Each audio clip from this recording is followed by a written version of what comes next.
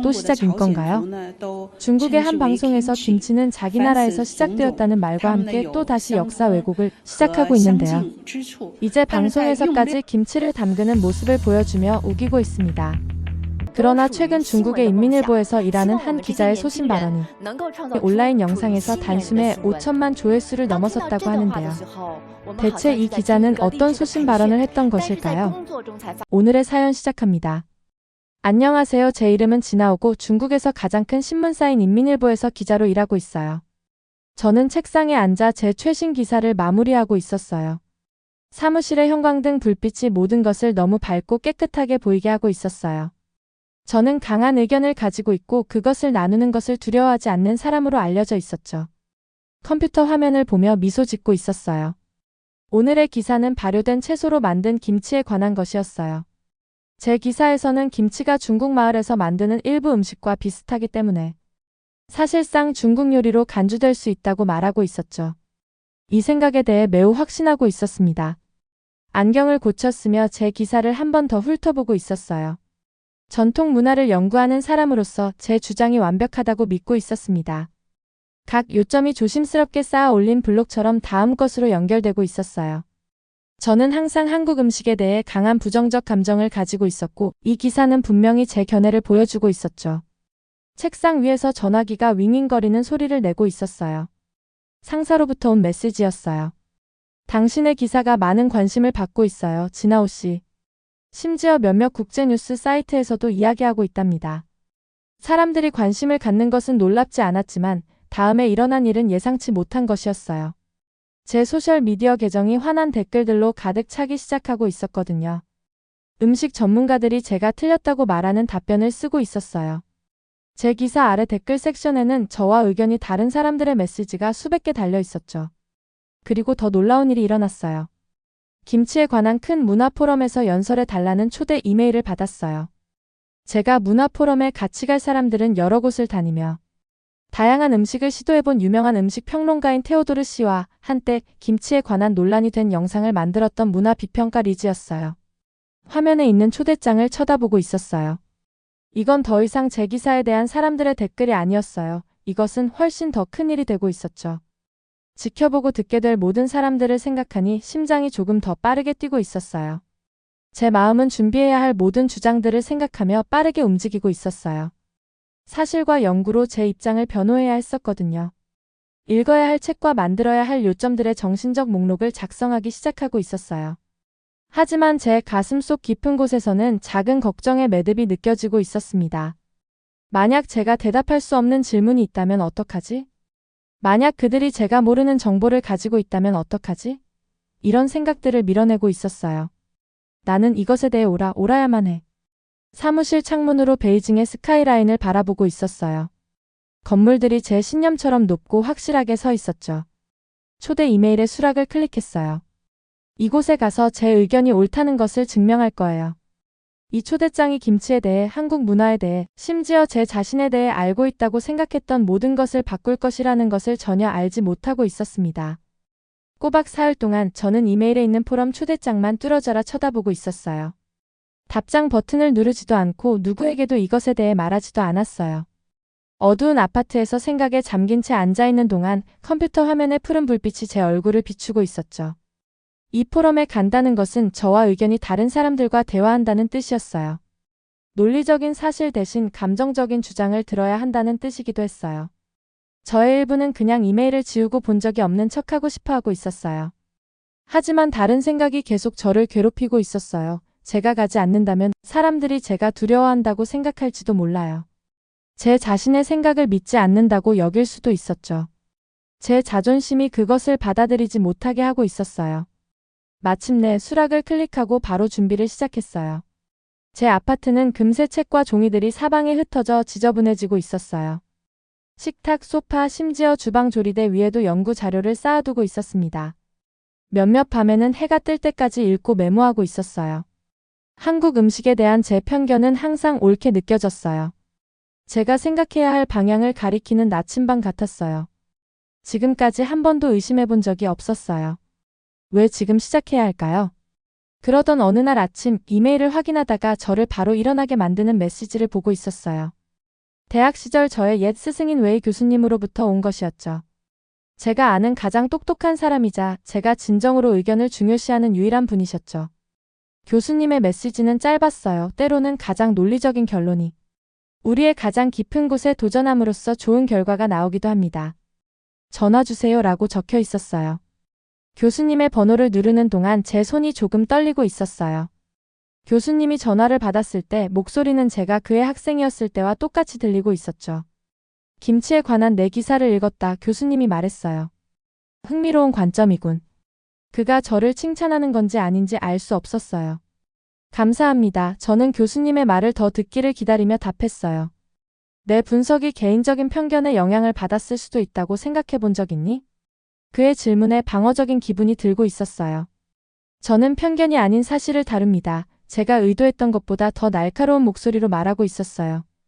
가장 똑똑한 마음도 사각지대가 있단다. 진정한 지적, 진실성이란 다른 이들의 생각에 기울이는 것과 같은 세심한 주의를 자신의 믿음에도 기울이는 것을 의미하지. 전화를 끊은 후 저는 침묵 속에 앉아 있었어요. 그의 말이 제 머릿속에서 계속 반복되고 있었습니다. 그날 밤 침대에 누워 천장을 바라보며 잠을 이루지 못하고 있었어요. 평소에는 정리되고 명확했던 제 마음이 어지럽고 혼란스럽게 느껴지고 있었습니다. 만약 웨이 교수님이 옳다면 어떨까요? 제가 내 주장을 증명하는 데 너무 집중한 나머지 제 자신의 사고방식을 의심하지 않았던 건 아닐까요? 한국 음식에 대한 제 거부감이 사실이 아니라 제가 한 번도 검토해보지 않은 감정에 기반한 것이라면 어떨까요? 오랜 세월 만에 처음으로 불확실함을 느끼고 있었어요. 포럼은 이제 2주 후였습니다. 제 입장을 방어하기 위해 준비하고 있다고 생각했는데 이제는 오히려 그것에 의문을 제기해야 하는 건 아닌지 고민하고 있었어요. 마침내 잠에 빠져들면서 한 가지 생각이 제 꿈속까지 따라오고 있었습니다. 내가 알고 있다고 생각했던 모든 것이 틀렸다면 어떡하지? 문화 포럼이 열리는 날 밝은 햇살이 제 아파트 창문을 통해 쏟아지고 있었어요. 입은 옷이 만족스러울 때까지 3번이나 바꿔 입고 있었습니다. 긴장감에 배가 뭉치는 느낌이었지만 차분한 표정 뒤에 그 감정을 숨기고 있었어요. 베이징 대학의 메인 강당은 어마어마하게 크고 수백 명의 사람들로 가득 차 있었습니다. 카메라 촬영팀이 벽을 따라 장비를 설치하고 있었어요. 이 행사는 제가 예상했던 것보다 훨씬 더 큰 규모였습니다. 무대로 걸어가는 동안 모든 사람들이 저를 지켜보고 있다는 느낌이 들고 있었어요. 무대에는 4개의 의자가 있는 긴 테이블이 놓여 있었습니다. 저는 화려한 옷차림과 밝은 미소를 짓고 있는 문화 비평가 리즈와 차분하고 자신감 있게 보이는 음식평론가 테오도르 씨 사이에 자리를 잡고 있었어요. 진행자는 질문 카드를 쌓아둔 채 맨 끝에 앉아 있었습니다. 밝은 조명이 제 눈을 비추고 있었어요. 진행자가 우리의 주제를 소개하자 주변이 조용해지고 있었습니다. 김치의 문화적 정체성은 한국 전통인가 지역적 현상인가? 제 차례가 되자 저는 깊게 숨을 들이쉬고 제 의견을 나누기 시작했어요. 문화적 경계는 고정되어 있지 않습니다. 자신감 있게 들리려고 노력하며 설명하고 있었어요. 김치를 만드는 데 사용되는 기술은 중국 농촌에서 사용되는 보존 방법과 많은 유사점을 공유합니다. 이는 그들이 공통된 기원을 가질 수 있다는 것을 시사합니다. 중국의 절임 채소와 김치를 비교한 준비해온 사진들을 보여주고 있었어요. 제 목소리는 떨리지 않았고 제 주장이 얼마나 논리적으로 들리는지 자랑스럽게 느끼고 있었습니다. 그런 다음 테오도르 씨가 말하기 위해 일어섰어요. 그가 감정적으로 제 생각을 공격할 것이라고 예상했는데 대신 그는 여행하면서 수집한 데이터와 증거를 보여주고 있었습니다. 한국에서 가족들이 김치를 담그는 모습을 담은 사진들을 화면에 띄우고 있었어요. 표면적으로는 일부 보존 기술이 비슷해 보일 수 있지만 그가 차트를 가리키며 설명하고 있었습니다. 김치의 특정 과정, 재료 그리고 문화적 의미는 수천 년에 걸쳐 발전해온 뚜렷한 한국적 특성을 가지고 있습니다. 그의 자료는 상세하고 구체적이었어요. 그는 한국과 중국 가정을 모두 방문하여 그들이 전통 음식을 어떻게 만드는지 직접 보았다고 했습니다. 가라앉는 느낌과 함께 저는 실제로 한국 가정에서 김치가 만들어지는 것을 한 번도 본 적이 없다는 사실을 깨닫고 있었어요. 리즈가 말할 때 그녀의 솔직함에 놀라고 있었습니다. 저는 한때 김치 만들기를 중국 예술로 묘사하는 영상을 만들었습니다. 그녀가 인정했어요. 하지만 다른 문화를 존중하는 것이 우리 자신의 문화를 덜 중요하게 만드는 것이 아니라는 것을 배웠어요. 그것은 우리가 인간 전통의 아름다운 다양성을 이해하는 데 도움이 됩니다. 청중들이 그녀의 말에 고개를 끄덕이고 있었어요. 그녀의 접근 방식은 감정적이었지만 또한 사려 깊고 진실되게 느껴지고 있었습니다. 그리고 질문 시간이 찾아왔어요. 한 여성이 제 현장 연구에 대해 물었고 저는 그런 연구를 한 적이 없다고 인정할 수밖에 없었습니다. 한 학생이 김치에 관한 원본 역사 문서를 읽기 위해 한국어를 공부했는지 물었고 저는 그렇지 않다고 말할 수밖에 없었어요. 3시간이 이렇게 흘러갔습니다. 각 질문은 제가 신중하게 구성한 주장에 또 다른 구멍을 내고 있었어요. 마지막에는 지치고 혼란스러운 상태였습니다. 기사를 쓸 때 느꼈던 확신이 사라져 있었어요. 그날 밤 호텔 방에서 저는 마음속으로 포럼을 다시 돌려보고 있었습니다. 테오도르 씨와 리즈의 얼굴이 머릿속에 남아 있었어요. 그들은 저를 공격하려는 적이 아니었습니다. 그들은 단지 실제 경험과 연구를 바탕으로 그들이 알고 있는 것을 나누는 사람들이었어요. 처음으로 저는 한국 음식에 대한 제 강한 의견이 실제 지식에서 왔는지 아니면 제가 한 번도 의심해보지 않았던 편견에서 왔는지 궁금해하고 있었습니다. 이 생각은 불편했어요. 마치 더 이상 무시할 수 없는 신발 속의 돌처럼 말이죠. 저는 호텔 창문 너머로 베이징의 도시 불빛을 바라보고 있었어요. 모든 것이 어떻게든 달라 보였습니다. 낯선 영역에 발을 들여놓았고 예전에 느꼈던 확신으로 돌아가는 길을 어떻게 찾아야 할지 확신이 서지 않고 있었어요. 포럼이 끝난 후 일주일은 제 인생에서 가장 힘든 시간이었어요. 제 이메일은 독자들의 메시지로 가득 차고 있었습니다. 많은 사람들이 화를 내고 있었죠. 몇몇은 저에 대한 존경심을 잃었다고 말하고 있었어요. 심지어 전에는 항상 저에게 동의했던 사람들까지도 이제는 제 연구 방법에 의문을 제기하고 있었습니다. 상사가 저를 사무실로 불렀어요. 그가 말하는 동안 방이 너무 좁고 더운 것처럼 느껴지고 있었습니다. 잠시 휴식을 취할 필요가 있어요, 진아오 씨. 그가 제 눈을 마주치지 않으며 말했어요. 이 주제에 대한 접근 방식을 다시 생각해 보세요. 저는 그가 정말로 무슨 말을 하는지 알고 있었어요. 제가 신문사의 명성에 손상을 입혔던 거죠. 저 자신과 직장을 당황스럽게 만들었습니다.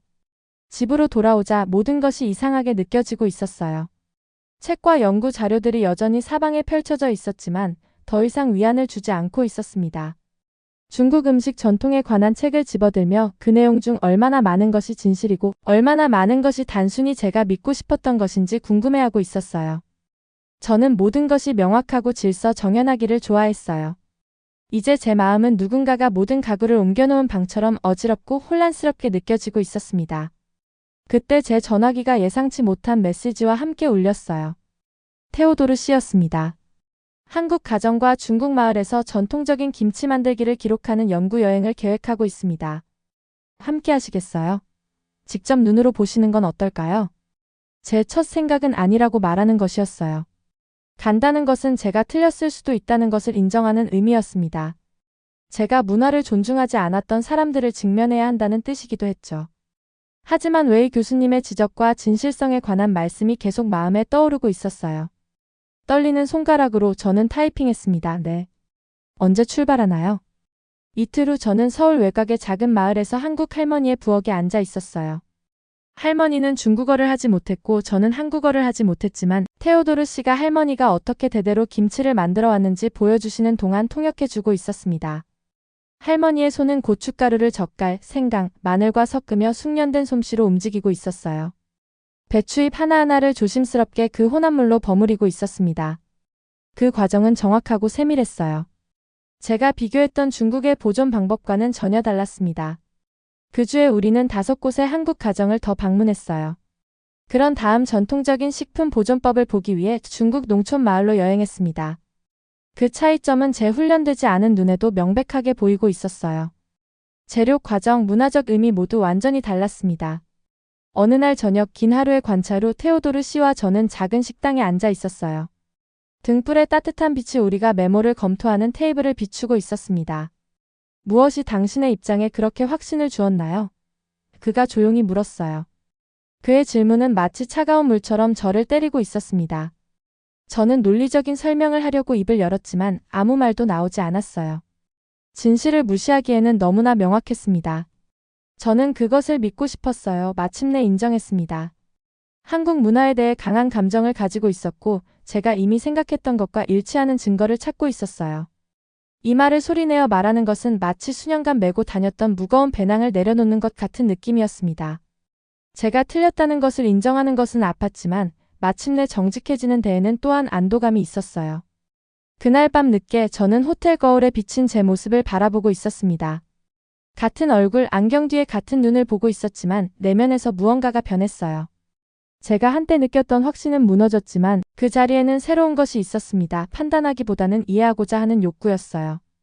이 여정은 제가 계획했던 것보다 더 깊이 저 자신 안으로 저를 데려왔습니다.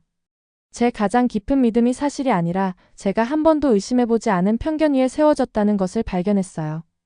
이 깨달음은 마치 반창고를 떼어내는 것처럼 고통스러웠지만 치유를 위해 필요하다는 것을 알고 있었습니다. 내일 우리는 한 가정을 더 방문할 예정이에요.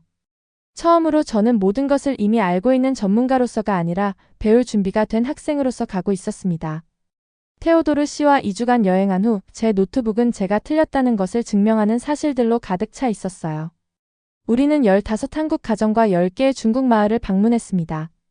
수백 장의 사진을 찍고 여러 시간의 대화를 녹음했죠.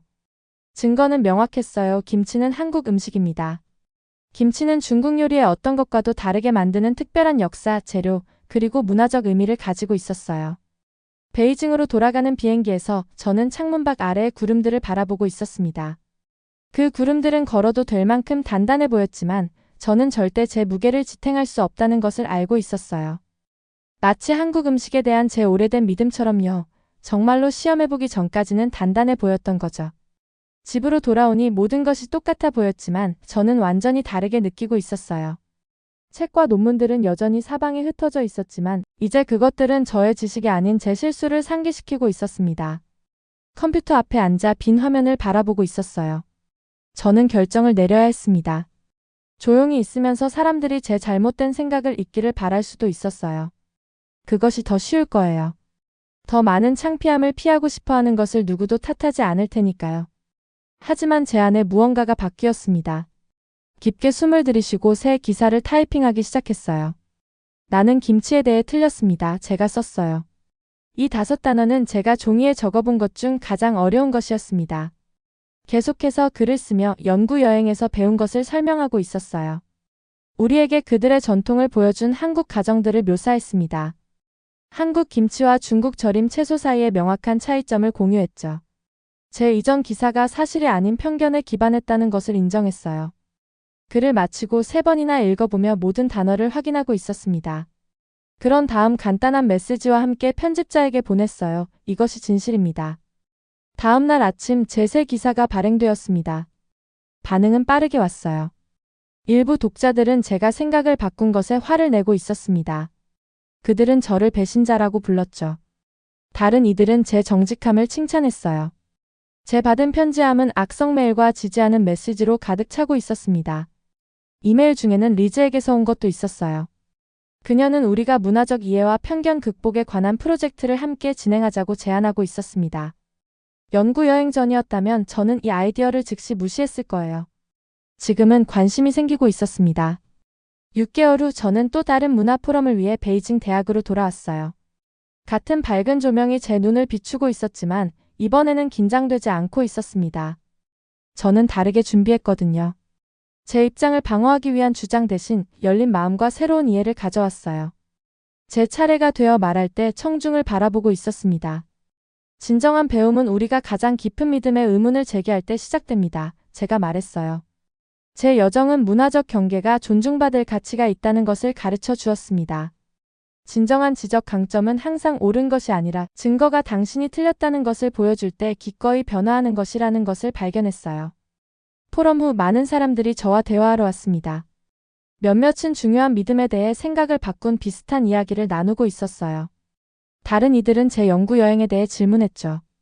저는 모두에게 정직하게 대답하고 있었습니다. 그날 저녁 사무실로 돌아와 새로운 칼럼을 쓰기 시작했어요.